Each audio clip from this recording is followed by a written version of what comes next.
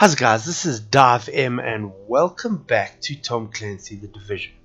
For the guys who got their season passes, the 14th of July seems to be quite a big date where Massive decided to announce that the reward program that they had kind of idea for season pass holders had been neglected somewhat, and they have now decided that they were going to put a little bit of initiative into it and provide that reward program for us season holders.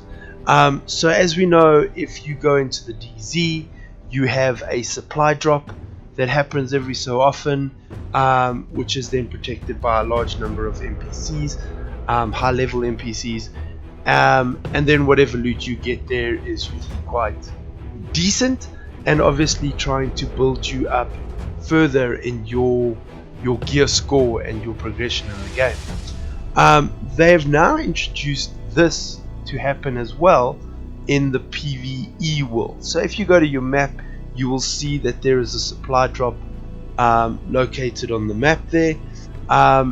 This will happen twice a month, so on the 1st and on the 15th of every month, where you will be able to go in and find one of these supply drops and go through, clear out the NPCs and receive your rewards. The nice thing about this is for people like myself who end up going into the dark zone by themselves, so doing a lot of soloing, which is not hell of a fun at the moment because I get wrecked quite fast when you're running up against guys that are in teams of 3 or 4 or whatever it may be. So having an opportunity like this gives a solo player a lot better chance and a lot easier of a chance to grow in their gear level, get their agent more powerful, get some better gear. And with us being on PlayStation and not being able to get to the underground until I think it is the 4th of August, this is a nice way to get some new DLC gear as well. Massive did announce that there was one set of gear that you would be able to get from, I think, the high value targets, whereas now you have an opportunity of getting the various other ones of 4 or 5 that are available. Which also makes it nice that when the underground does become available, you're a little bit more prepared. As you can see, there are a couple of level 32 NPCs that are protecting it. They're not too difficult to clear out.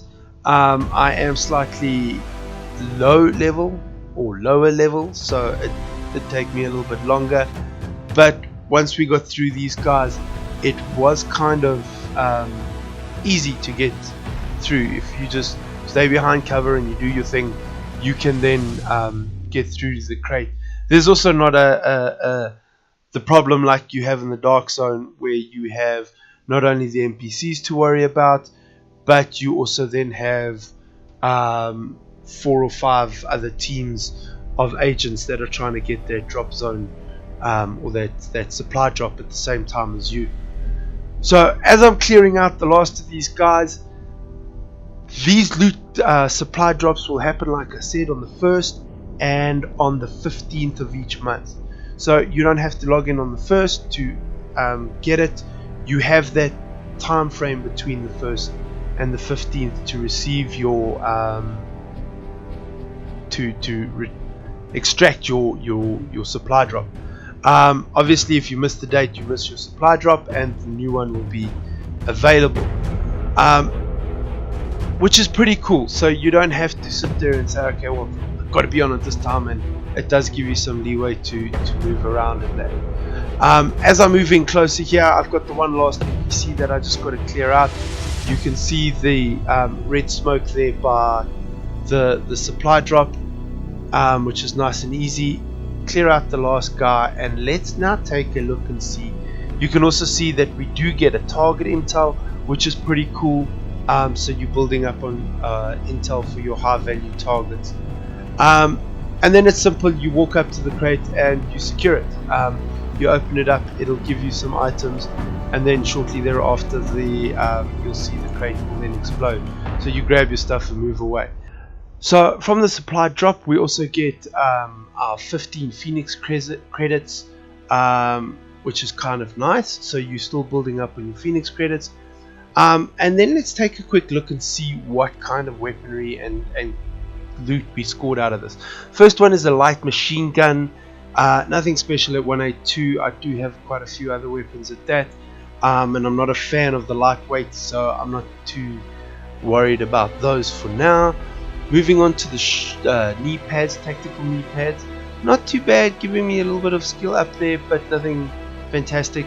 The nice thing is I did get the final measure gloves, which is a DLC exclusive gear set, which gives me marksman rifle damage, gives me crit hit damage, as well as health on kills, which is pretty cool, and at a gear score of 214. So definitely is building my gear score up from there. So guys, it is worth it. It is an easy way to get your gear score up. It will build your gear score up. The higher your score is, the better you should get it, and all that good stuff. So don't forget about these guys. Let me know if you guys enjoyed the video. Let me know how you guys are doing out of the division. Are you still enjoying it? All that fun stuff. And stay safe in the dark zone. Cheers for now, guys.